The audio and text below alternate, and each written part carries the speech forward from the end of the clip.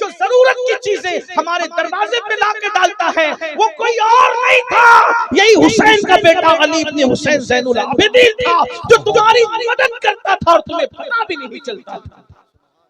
آج ہم درد بھری باتیں کرتے ہیں، بچیوں کو مرتد ہونے سے بچانا ہے۔ میں کہتا ہوں اگر ایک مالدار آدمی صرف اپنے خاندان اور رشتہ دار والوں کی مدد کرنا شروع کر دے وہ پورا خاندان کور ہو جائے گا۔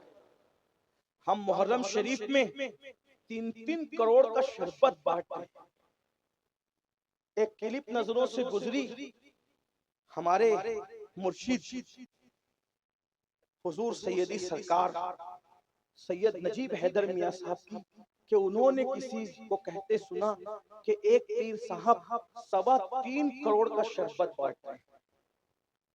حضرت نے وہی فرمایا، میں اپنے مرشد کی بات دہراؤں کہ فرمایا کہ 3 کروڑ کا شربت امام کے نام پہ بانٹنے کی ضرورت کیا ہے؟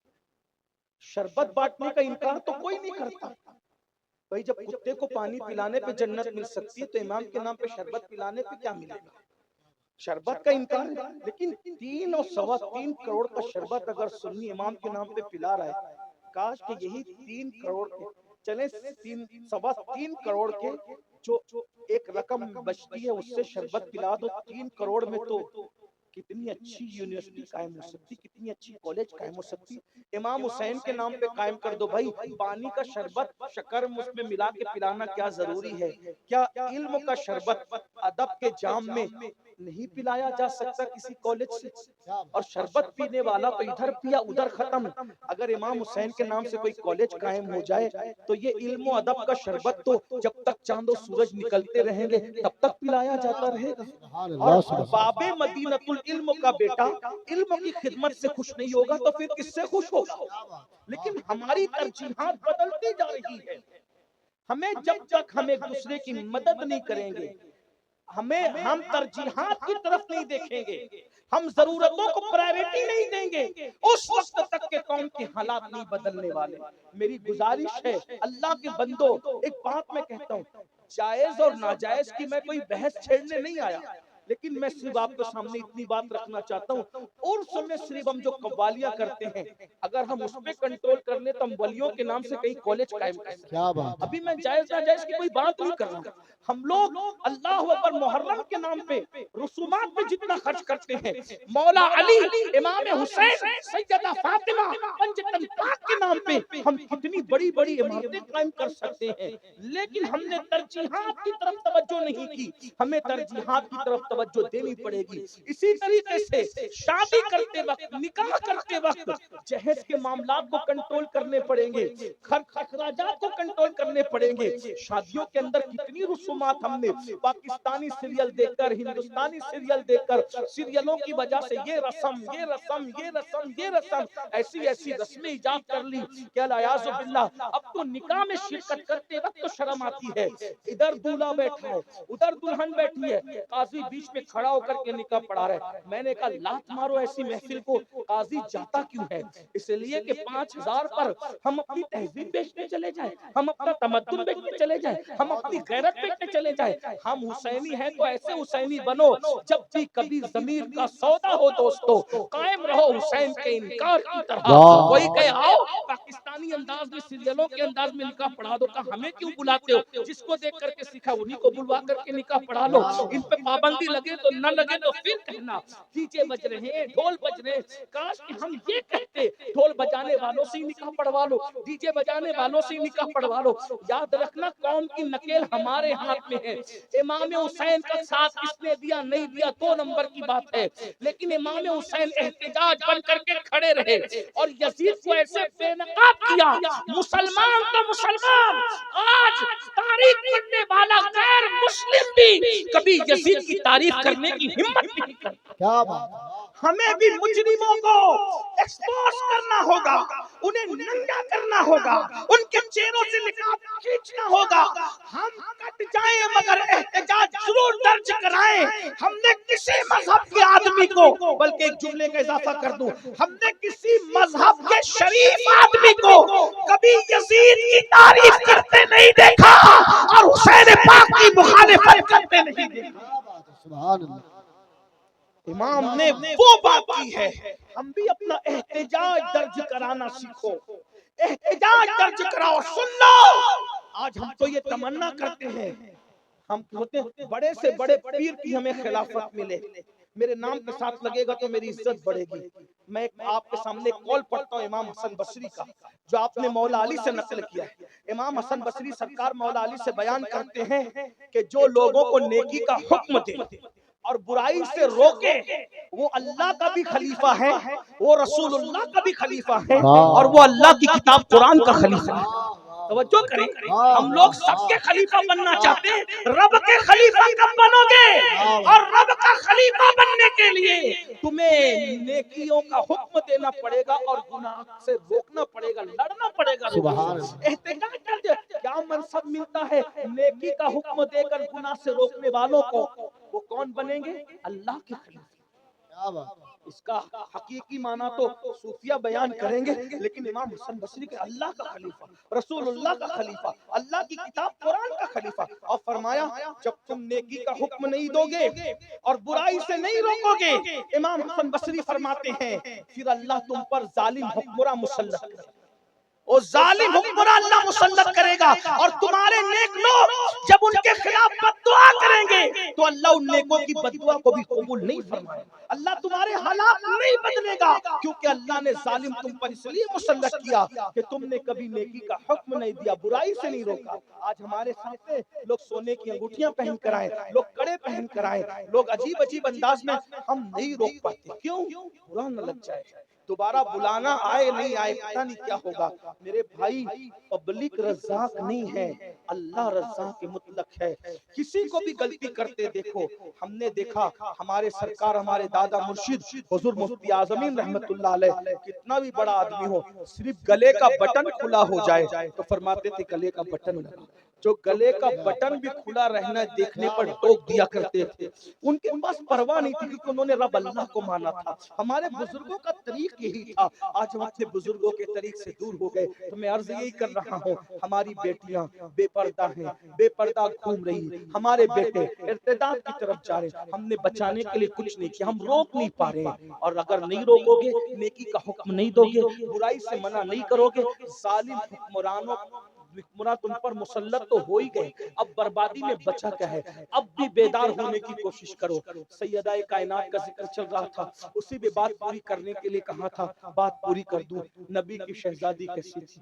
حضور کے پردہ فرمانے کے بعد 6 مہینہ حیات رہی ظاہری طور پر، کبھی نہیں مسکرائی، صرف روتی تھی، صرف روتی تھی، اور روتے روتے جو اشعار کہے ہیں امام قسطلانی نے لکھا ہے، کہتی ہیں کہ جو میرے بابا کے وصال پر مجھ پہ غم ٹوٹا ہے، اگر یہ دنوں پہ پڑ جاتا تو دن راتوں میں تبدیل ہو جاتے، اگر یہ پہاڑوں پر پڑ جاتا تو پہاڑ ریزہ ریزہ ہو جاتے۔ ہاں ہاں، سیدہ فاطمہ الزہرا کے دکھ کو محسوس کرو، اور یہاں جو باپ بیٹھے ہوئے ان سے کہتا ہوں، بیٹی سب سے زیادہ اگر کسی سے پیار کرتی ہے وہ اپنے باپ سے، اس لیے باپوں کو چاہیے نا کہ وہ بیٹی کو بہت سنبھال کے رکھے۔ ایک جملہ کہہ دوں، بستروں پر سلانا بیٹیوں کو یہ تو سب کا طریق ہے، جس نے بیٹی کو سینے پہ سلایا ہے اسے امام حسین کہتے ہیں۔ کیا بات! جب امام علی مقام میدان کربلا میں شہید ہونے کے لیے جا رہے تھے تو سیدہ سکینہ نے روک کر یہی کہا تھا، بابا آپ تو جا رہے ہیں، جو جاتا ہے کبھی واپس نہیں آتا۔ بھیا علی اکبر گئے واپس نہیں آئے، بھیا اصغر کو آپ لے گئے واپس نہیں آئے، قاسم گئے واپس نہیں آئے، چچا عباس گئے ابھی تک لوٹ کر نہیں آئے۔ بابا جو جاتا ہے واپس نہیں آتا، کیوں روٹ جاتا ہے ہم سے؟ بابا آپ بھی مت جاؤ، بابا اگر آپ جائیں گے نا تو آپ بھی لوٹ کے نہیں آئیں گے، اور آپ جانتے ہیں نا بابا کہ آپ کے سینے پہ سونے کی مجھے عادت ہے، میں آپ کے سینے کے بغیر کیسے سو سکوں؟ سیدہ سکینہ نے کہا، بابا آپ کے بعد میں آپ کے سینے کے بغیر کیسے سو سکوں؟ تو سیدہ سکینہ کو سینے لگا کر میرے امام نے کہا تھا، بیٹی میں اللہ کے دین کے لیے جا رہا ہوں، اگر میرا سینہ تجھے میسر نہیں آئے گا تو مسلمانوں کی عقیدتوں کی سیج تجھے میسر آئے گی، میری قوم تیری بڑی قدر کرے گی، بڑی عزت کرے گی، جب بھی تیرا ذکر ہوگا تو بہت خیر سے کیا جائے، بہت احترام سے کیا جائے۔ امام کی نگاہیں آج کی یہ محفلیں دیکھ رہی تھی. ہاں، جب بھی سیدہ سکینہ کا ذکر آتا ہے تو پھر احترام اور عقیدتوں کا وہ منظر لوگوں کے سامنے آتا ہے کہ کیا کہیے. بیٹی کی اتنی عزت ہے، بیٹی باپ سے اتنا پیار کرتی ہے. سیدہ فاطمہ الزہرا نے اپنے بابا کے بعد جو قصیدہ لکھا تھا اس میں یہ کہا تھا، مجھے وہ غم آئے، وہ غم آئے. بعض لوگوں نے تو یہاں تک کہا، صحابیات نے کہا کہ فاطمہ الزہرا کو روتے دیکھ کر اس غم میں ہمارے بال سفید ہو گئے. اتنا آہو بکا کیا آپ نے، کبھی مسکرائی نہیں. ایک دن بہت دکھ میں بیٹھی ہوئی تھی، بہنوں کی خاص توجہ، بہت دکھ میں بیٹھی ہوئی تھی. سیدنا ابو بکر صدیق کی بیوی حضرت اسماء بنت امیس آئی اور سیدہ اسماء نے پوچھا، بی بی کیا دکھ ہے، کیا تکلیف ہے، بہت فکر مند ہیں آپ. تو سیدہ نے کہا، پوری زندگی میرے وجود پر کسی نے نظر نہیں ڈالی، دنیا سے جانے کا وقت جو بابا نے بتایا تھا وہ قریب آ گیا ہے. اب میں سوچتی ہوں کہ جب میرا وصال ہو جائے گا تو مدینہ منورہ میں کھاٹ پہ رکھ کر لوگوں کو لے جاتے ہیں، ایک چادر ڈال دیتے ہیں. تو چادر ڈالنے کے بعد بھی تو جسم نظر آتا ہے نا. تو میں سوچتی ہوں پوری زندگی مجھے کسی نے نہیں دیکھا، وصال کے بعد لوگ مجھے دیکھیں گے، بعد وصال لوگ مجھے دیکھیں گے. تو اس وقت سیدہ اسماء بنت امیس نے کہا تھا، بی بی میں اپنے شوہر سیدنا جعفر طیار کے ساتھ جب حبشہ گئی تھی ہجرت کر کے، تو میں نے وہاں کے جنازے دیکھے، اور وہاں کا جنازہ اہل مدینہ کے جنازے کی طرح نہیں ہوتا، بلکہ وہاں ڈولی بنتی ہے. ڈولی اگر آپ اجازت دیں تو میں وہ بنا کے بتاؤں، اسی میں آپ کا جنازہ جائے گا، آپ کی میت اسی میں جائے گی. کہ وہ کیسے، کہ میں بنا کے لاتی ہوں. اور سیدہ اسماء بنت امیس جو حضرت جعفر طیار کے نکاح میں پہلے تھی، ان کی شہادت کے بعد اب صدیق اکبر کے نکاح میں آئی تھی، تو وہ جنازہ بنا کر لائی. کہ بی بی دیکھو اس میں انسان اندر کا نظر نہیں آتا. تو سیدہ فاطمہ نے بعد وصال پردے کا میرا انتظام ہو گیا، بابا کے وصال کے بعد پہلی اور آخری مرتبہ مسکرایا تھا کہ اللہ نے میری آبرو کی حفاظت کا انتظام فرمایا. لوگ جنازہ دیکھ کے نہیں مسکراتے، سیدہ فاطمہ کو اپنی حیا اور غیرت سے کتنا پیار تھا کہ سیدہ نے جنازہ دیکھ کے مسکرایا، اور اس کے بعد وصیت کی، میرا جنازہ رات کو اٹھانا تاکہ میرے وجود کو کوئی دیکھ نہ سکے، اور رات کے اندھیرے میں مجھے دفن کر دینا. یہ سیدہ فاطمہ الزہرا کا کردار ہے. جس مذہب میں ایسی بیٹیاں ہوں، آج ہماری بیٹیوں کو چاہیے ان کے کردار کو آئیڈیل بنائیں، ان کی زندگی کو آئیڈیل بنائیں. سیدہ سکینہ، سیدہ زینب، میں کیا عرض کروں، وقت ہوتا میں نے سوچا تھا کہ 10:30 بجے بھائی نے کہا تھا کہ مائک دے دیا جائے گا، اگر اس وقت ہوتا تو کم سے کم سیدہ سکینہ پاک کے تقوی پر کچھ بات کر لیتے، مزید سیدہ زینب پہ کچھ بات کرتے. مگر یہ آخری محفل تو نہیں، اللہ زندگی جب دے گا، جہاں دے گا، کہیں نہ کہیں ان آقاؤں کا ذکر ہوگا. بس اللہ سے اتنی دعا کرتے ہیں، اللہ ہمیں اہل بیت اور رسول پاک نبی اور آل نبی کا سچا وفادار بنا کر رکھے، صحابہ کی تعظیم کے ساتھ، صحابہ کے احترام کے ساتھ. اور ہمارے امام نے ہمیں جو پیغام دیا، اہل سنت کا ہے بیڑا پار، اصحاب حضور نجم ہے اور ناؤ ہے، اطرت رسول اللہ کی، اللہ ہمیں اس پہ استقامت عطا فرمائے. گفتگو کے درمیان اگر کوئی غلطی ہو گئی ہو، اللہ تعالیٰ اپنے حبیب صلی اللہ علیہ وآلہ وسلم کے صدقہ تو پھر معاف فرمائے. اللہ ہمیں اپنی بیٹیوں کی صحیح تربیت، صحیح پرورش اور اچھے انداز سے ان کو نبھانے کی توفیق عطا فرمائے. ہمیں واقعی بیٹی بچانے اور بیٹی پڑھانے کی توفیق عطا فرمائے. صرف نعرے کی حد تک نہ رہے، بلکہ سیدنا امام حسین نے جیسی تربیت کی بیٹی کی، سیدہ فاطمہ نے جیسی تربیت کی بیٹی کی، رسول پاک نے جیسی تربیت کی بیٹی کی، اللہ ہمیں ان کے صدقے میں اپنی بیٹیوں کو زیور ادب، زیور حیا، زیور تقوی دینے کی توفیق عطا فرمائے. اللہ ہماری بیٹیوں کی عزت اور آبرو کی حفاظت فرمائے.